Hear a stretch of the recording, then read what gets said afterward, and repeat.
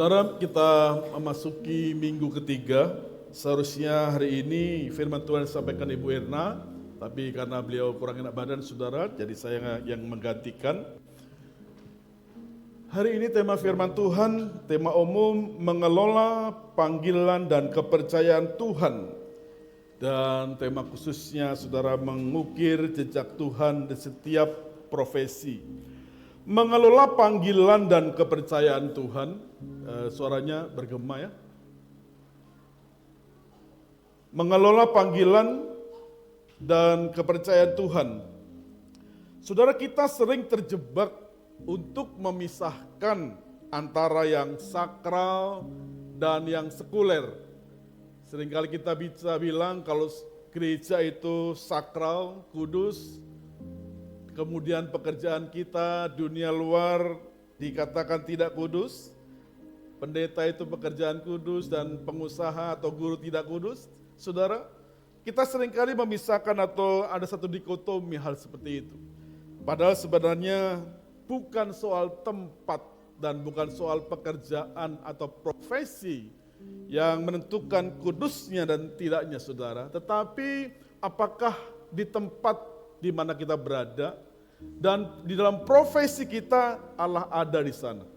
Ada kebenaran-kebenaran firman Tuhan di sana, saudara.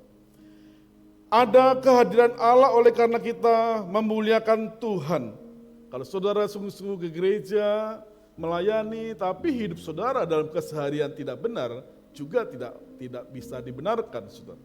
Karena gereja yang sejati itu adalah tubuh kita. Dan ibadah itu bukan hanya dalam gereja, tapi tiap tutur kata kita, perbuatan kita itu adalah ibadah. Memang dalam gereja kita bersekutu dengan Tuhan, tapi hari-hari yang kita jalani itu juga ibadah. Allah hadir di dalam gereja, Allah hadir juga dalam pekerjaan saudara, Allah hadir kepada kami sebagai pendeta, Allah hadir juga di mana saudara melakukan pekerjaannya. Bisa next berikutnya, bisa dipakai Kak ini pointernya sih?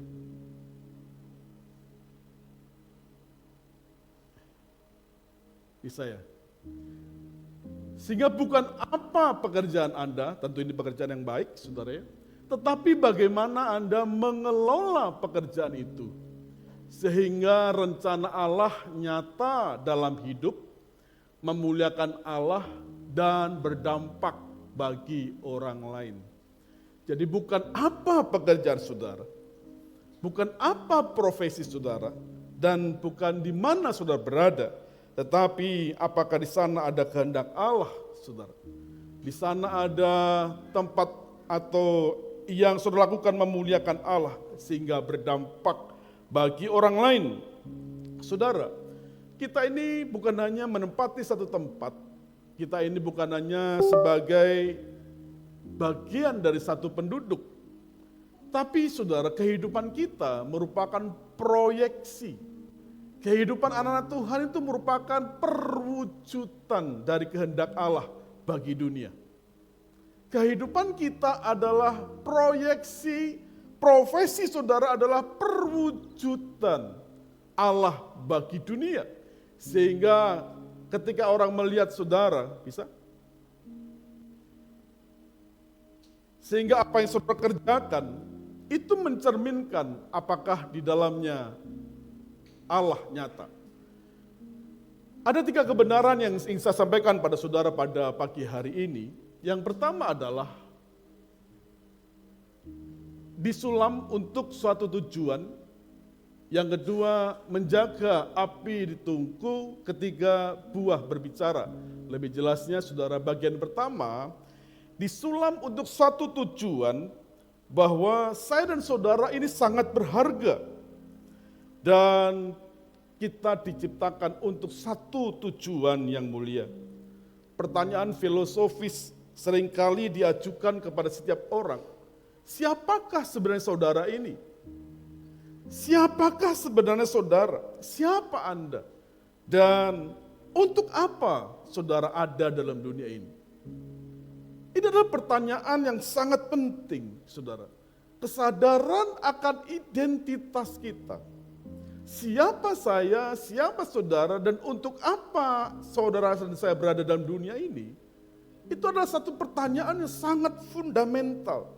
Kalau tidak bisa menjawab ini saudara, kalau sudah tidak mengerti, maka ya hidup saudara hanya menjalankan hidup. Tapi saudara tidak melakukan sesuatu yang berdampak.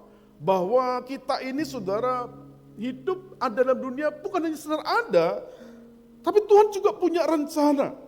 Banyak orang menjadi inferior, saudara. Banyak orang menjadi rendah diri, merasa tidak berdaya, tidak punya apa-apa, tidak bisa melakukan apa-apa. Karena apa? Karena dia tidak tahu identitasnya. Ada juga orang-orang yang sukses, berhasil dan merasa itu adalah hasilnya semata, sehingga dia menjadi sombong, jadi angkuh, saudara, karena dia tidak tahu identitasnya. Identitas saudara itu sangat penting, saudara. Karena saya tegaskan kepada saudara, pekerjaan kita, profesi kita, panggilan kita, saudara, semata-mata bukan karena ambisi kita. Pekerjaan kita, profesi kita, saudara, semata-mata bukan karena ambisi kita. Melainkan suatu respon dari inisiatif Allah yang telah lebih dahulu mencipta, memilih, merangkul saudara dengan kasih-Nya karena ada satu tujuan. Amin saudara. Kita lihat di dalam ayat saudara, ayat di dalam Alkitab dikatakan, sebab engkaulah yang membentuk buah pinggangku. Bahasa lainnya menenun, saudara ya. Sebab engkaulah yang membentuk buah pinggangku, menenun aku dalam kandungan ibuku. Aku bersyukur kepadamu oleh karena kejadianku dahsyat dan ajaib. Ajaib apa yang kau buat, dan jiwaku benar-benar menyadarinya. Saudara, Tuhan menciptakan kita tidak sembarangan. Tuhan katakan bahwa Tuhan membentuk kita, saudara. Menenun kita dari kandungan ibu kita dengan ajaib. Saudara, dengan luar biasa.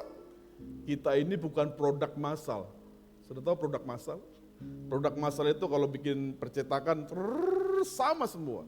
Memang kita manusia, saudara, diciptakan manusia dari hubungan suami istri, lahir dari seorang wanita. Tapi Tuhan menciptakan kita, membentuk kita dengan keunikan, spesifikasi yang khusus. Sehingga kita dengan yang lain berbeda. Perbedaan kita bukan hanya soal fisik. Perbedaan kita bukan soal suku bangsa. Tapi Tuhan sudah memberikan kepada kita talenta, keunikan saudara, yang berbeda-beda. Kita mempunyai keunikan, kekhususan spesifik yang berbeda. Dan juga punya tujuan yang berbeda. Punya kehendak Allah yang berbeda. Dan tentunya kehendak Allah itu, tujuan Allah itu sangat mulia buat kita semua. Amin saudara. Tidak ada seorang pun yang diciptakan dalam dunia ini saudara tanpa tujuan. Yang pertama kita menyadari bahwa kita ini sangat berharga, sangat bernilai saudara. Kita ini sangat berkualitas dan tentu saudara Tuhan punya tujuan mulia. Dulu saudara seringkali digembar-gemborkan orang-orang saudara yang hebat di dunia ini, bangsa Arya, orang Jerman itu orang-orang hebat saudara ya. Jepang, orang-orang Asia Timur itu orang-orang hebat. Orang Amerika, orang dulu. Tapi sekarang saudara ketika semua orang sudah mulai makmur, bergizi, saudara orang sudah hidupnya sudah setara. Semua orang bisa pandai, semua orang bisa hebat.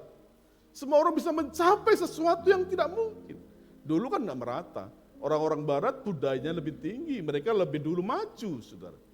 Kita memang belum, mereka sudah makan hamburger, kita masih makan singkong gitu istilahnya saudara ya. Belum ada gizi yang mencukupi. Tapi ketika sudah merata semua orang bisa bergizi, anak-anak kita juga hebat. Bangsa Indonesia, orang-orang Indonesia juga hebat saudara. Jadi semua orang itu saudara hebat.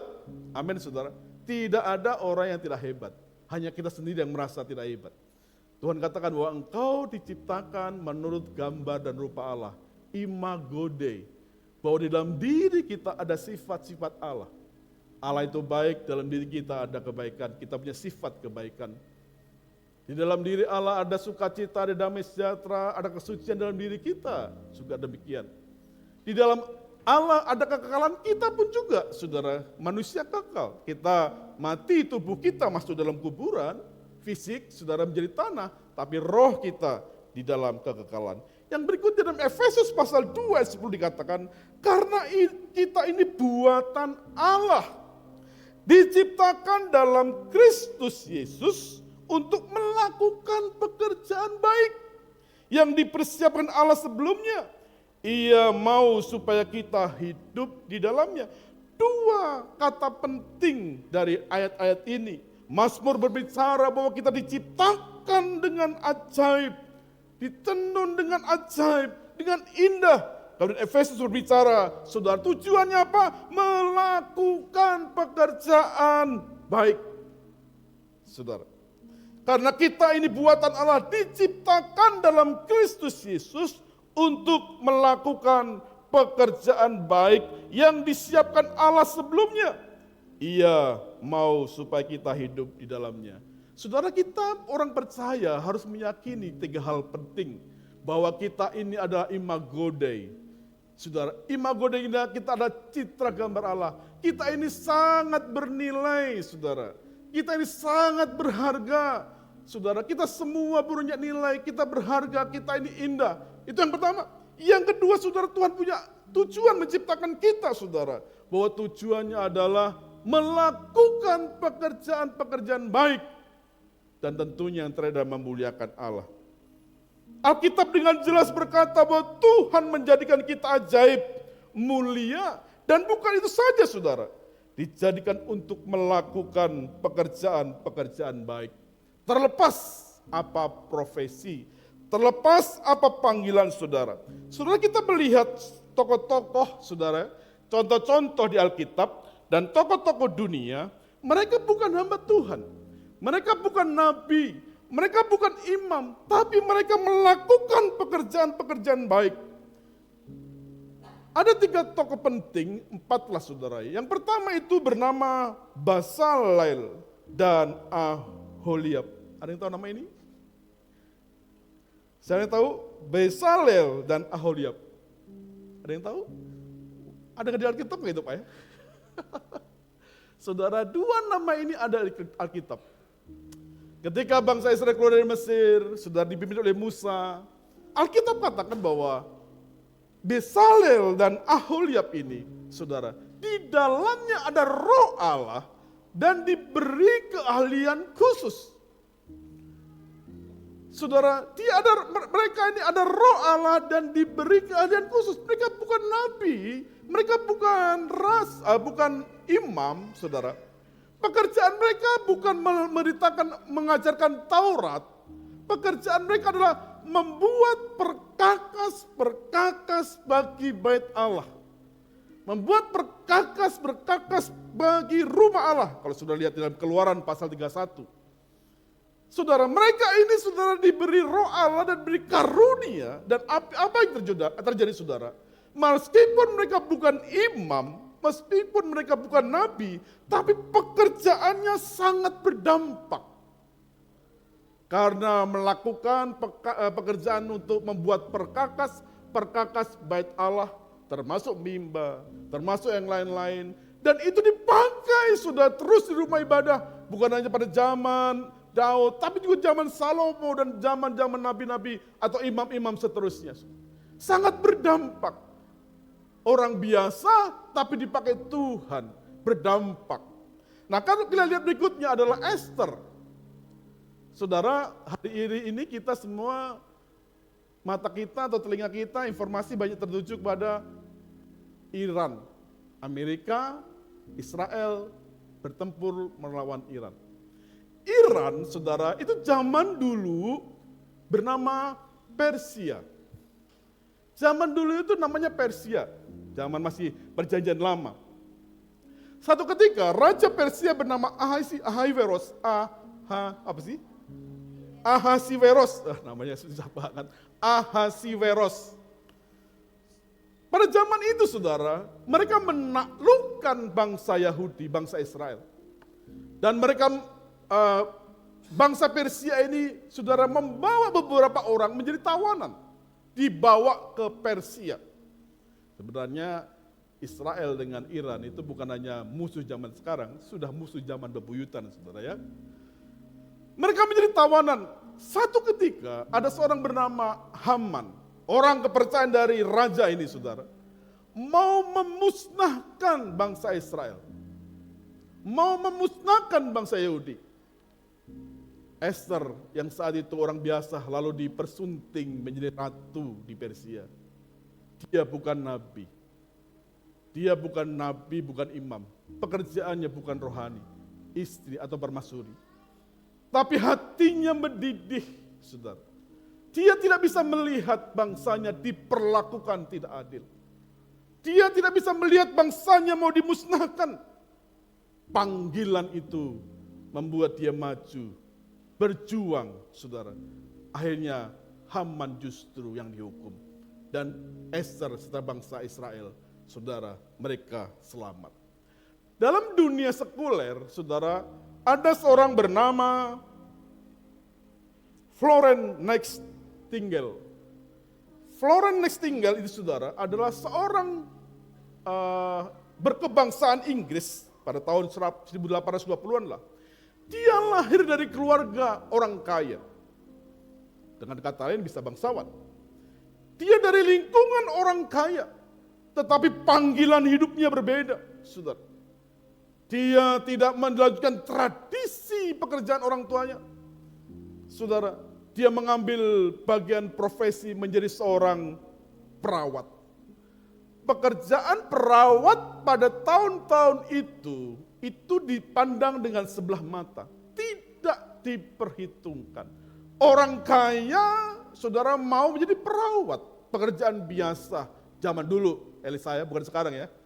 Elisa itu perawat. Zaman dulu, saudara. Pasti kamu tahu nama ini ya. Nah, saudara, Florence ini sudah terpanggil.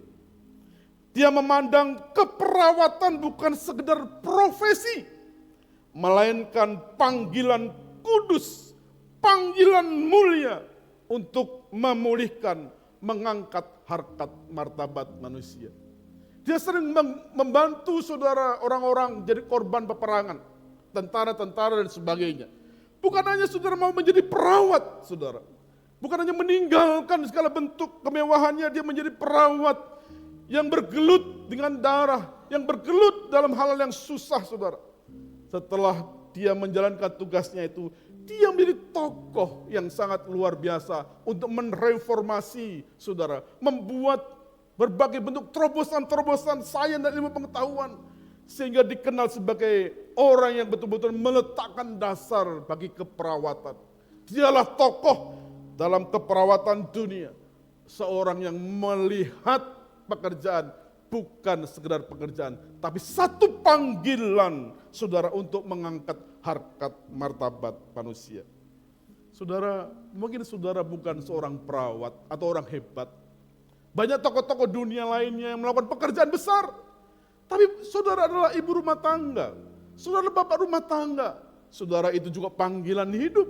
Kalau bapak dan ibu menjalankan tugas sebagai ayah dan ibu, yang menjalankan tugas dengan baik, merawat, menjaga, menyekolahkan, mendidik anak saudara dengan baik dan benar, itu adalah pekerjaan yang mulia, saudara. Itu juga akan berdampak bagi dunia. Amin, saudara. Banyak orang yang tidak bertanggung jawab, sebagai suami kurang bertanggung jawab, sebagai istri kurang bertanggung jawab, sehingga anaknya, saudara, terlunta-lunta, atau anaknya dikorban.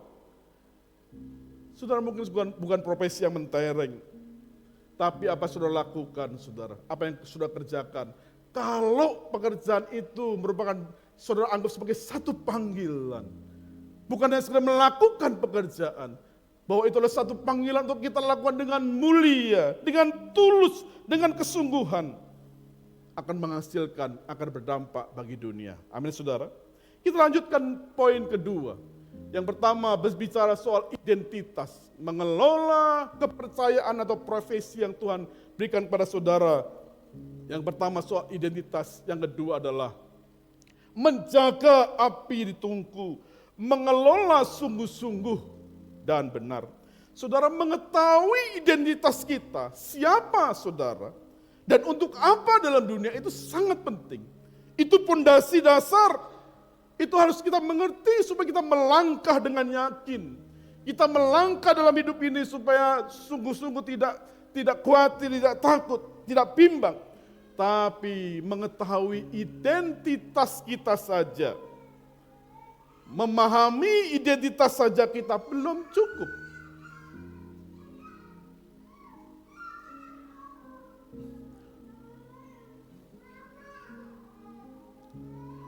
Nah itu resikonya punya anak. Resikonya pendeta punya cucu begitu saudara. Biasanya kalau begitu kalau di luar yang panggil opa gitu ya.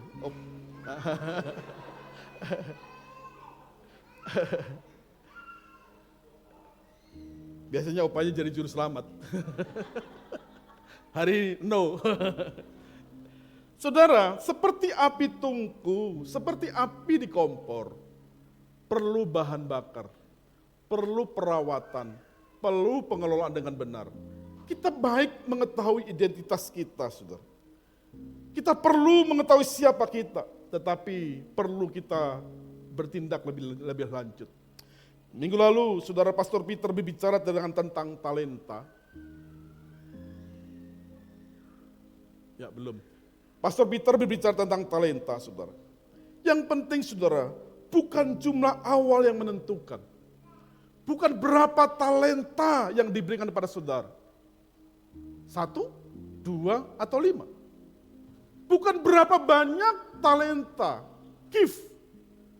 Bukan berapa banyak anugerah, kapasitas, atau profesi apa yang saudara miliki. Bukan itu yang penting. Bukan awal, berapa banyaknya. Tetapi bagaimana mengelolanya. Apakah sungguh-sungguh atau tidak mengelolanya. Itulah yang menentukan. Ya, apapun juga yang kamu perbuat, perbuatlah dengan segenap hatimu seperti untuk Tuhan dan bukan untuk manusia. Kolose pasal 3 ayat 23. Inilah yang menentukan, saudara. Bukan berapa banyak talenta yang saudara miliki, tetapi apakah saudara mengelolanya dengan benar. Bagaimana kita mengelola dengan benar tanggung jawab profesi pekerjaan kita? Alkitab memberikan satu standar.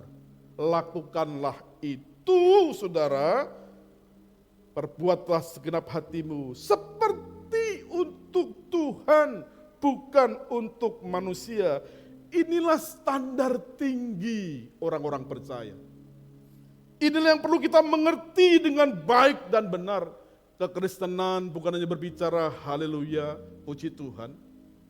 Tapi bagaimana kita berkata haleluya, puji Tuhan, kita percaya pada Allah, ada Roh Kudus dalam dirinya, memotivasi kita untuk melakukan sesuatu yang baik, melakukan sesuatu yang benar, melakukan sesuatu yang sungguh-sungguh.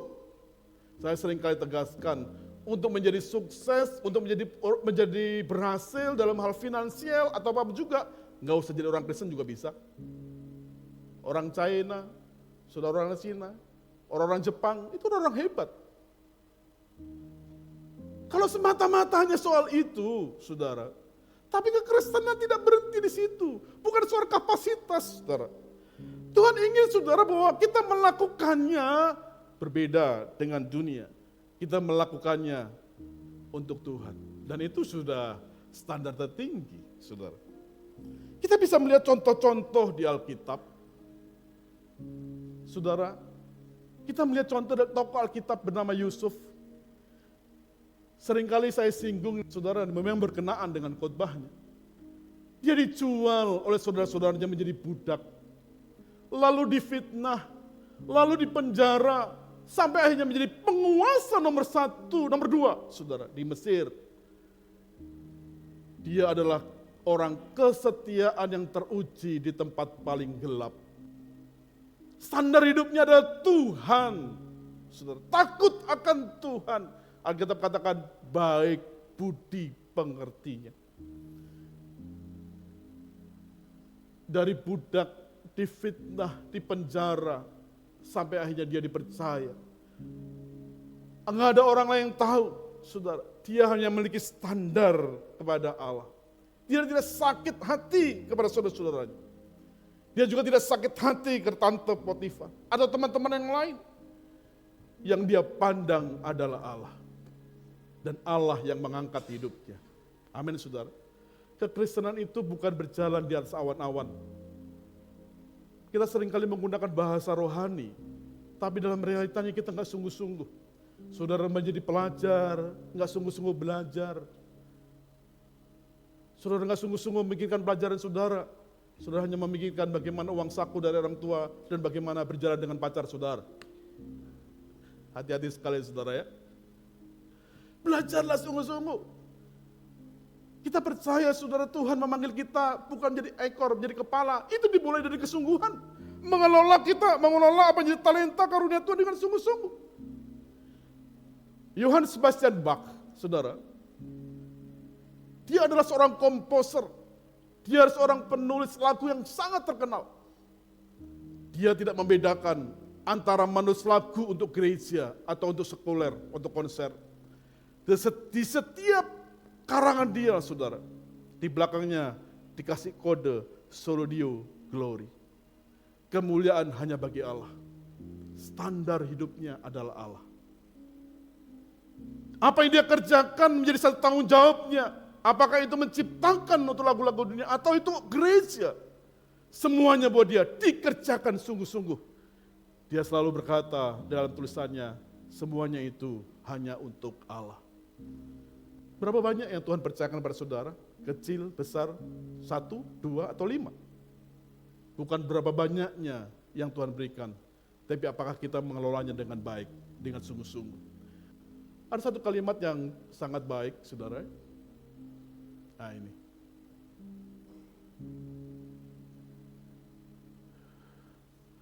Saudara, kalau kita, standar kita bukan Allah, bekerja menjadi asal-asalan, itu menurunkan dan melukai harkat dan martabat kita sendiri. Kalau kita ini bekerja asal-asalan, asal jadi, hanya melihat, ya pekerjaan gajinya kecil ya sudahlah. Saudara, kalau kita bekerja melakukan sesuatu hanya asal-asalan, sebenarnya kita menurunkan atau melukai harkat dan martabat kita sendiri. Kenapa kita menurunkan, melukai harkat martabat kita sendiri? Karena Allah menciptakan kita dengan luar biasa, dengan indah, dengan dahsyat dan ajaib. Kita ini berharga, kita ini bernilai, kita ini disayangi oleh Allah.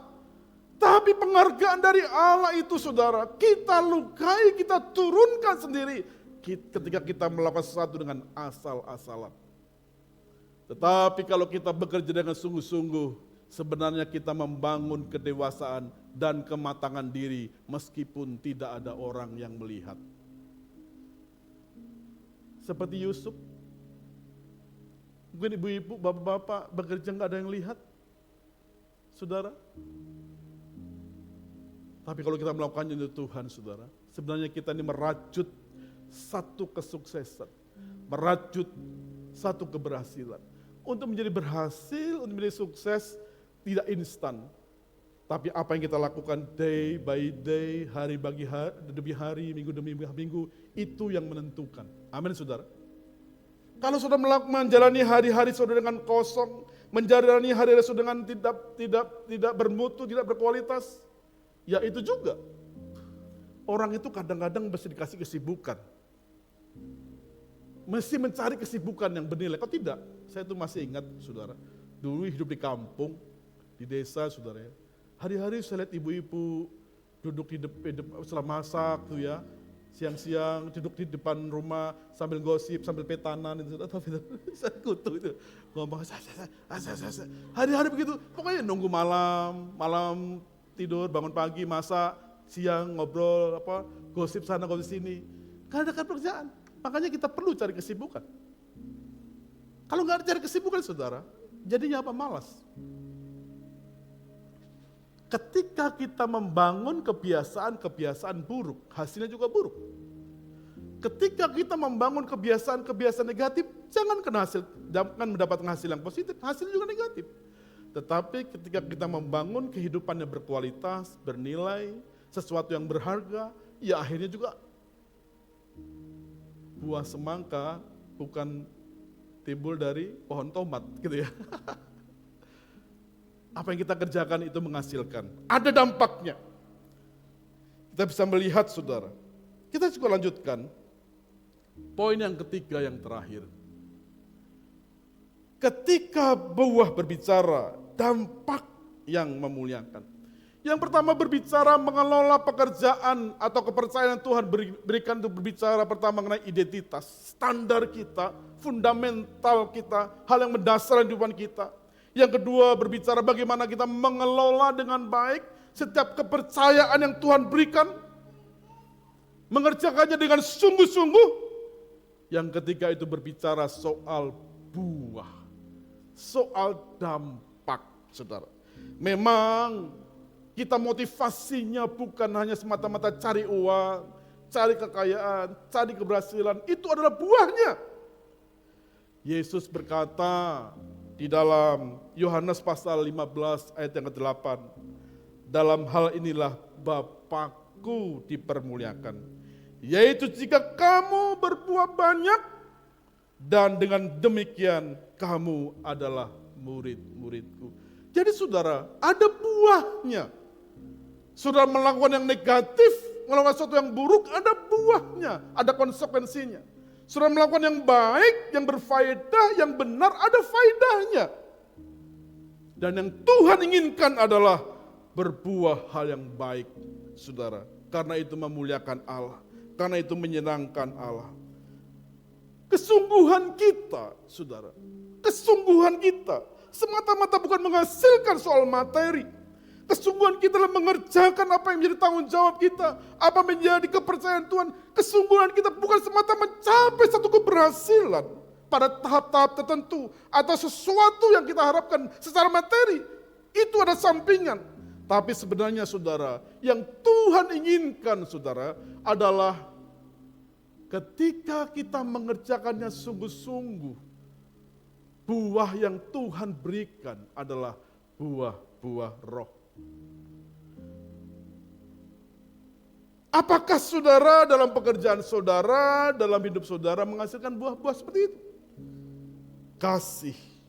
Di dalam keluarga ada kasih, di dalam pekerjaan ada kasih, dalam kehidupan saudara ada kasih, ada sukacita, ada damai sejahtera, ada kesabaran, ada kemurahan, ada kebaikan, ada kesetiaan, ada kelemah lembutan, penguasaan diri.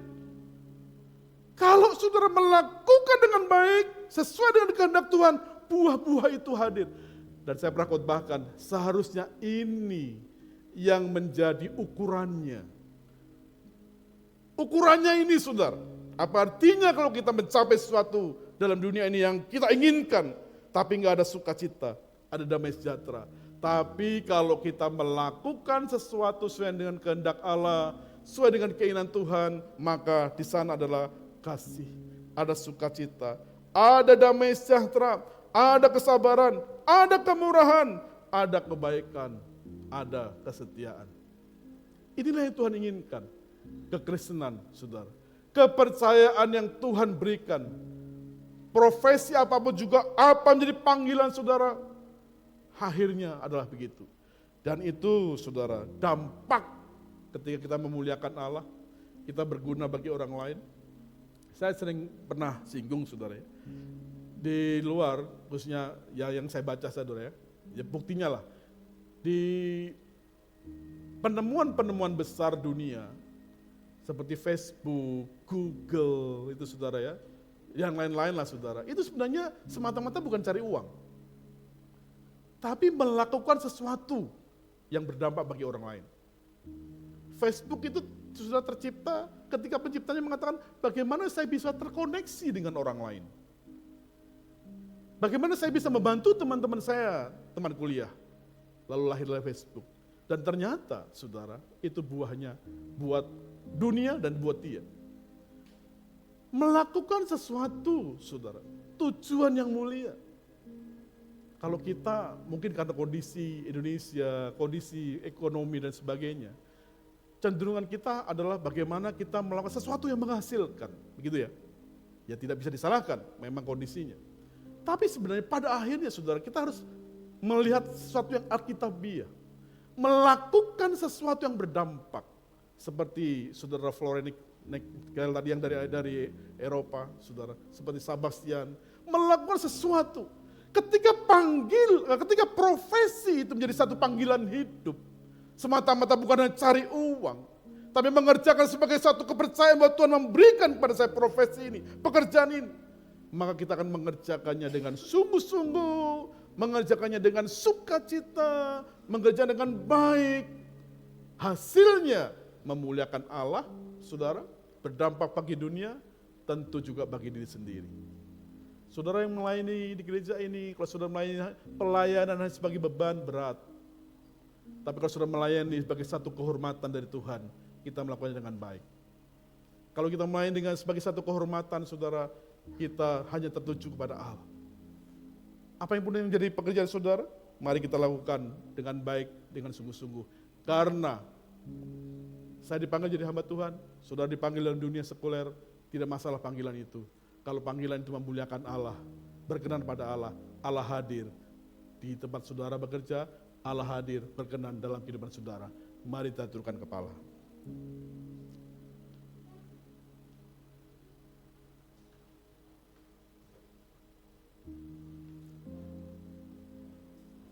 Pekerjaan Anda adalah hasil kanvasnya, disulam oleh tangannya untuk tujuan mulia. Ditempa dalam integritas yang tersembunyi untuk menghasilkan buah yang menghidupi dunia. Lagu itu kemarin? Oke. Sudah kita akan nyanyikan satu lagu yang lama sekali lagu ini. Lagu ketika saya masih kuliah, saudara, tahun 90-an. Diciptakan oleh pendeta Erastus Sardono. Dan lagu ini, kalau saya menyanyikannya selalu nangis, saudara ya. Karena sangat memberkati. Bila lagu ini menjadi berkat. Ada ininya?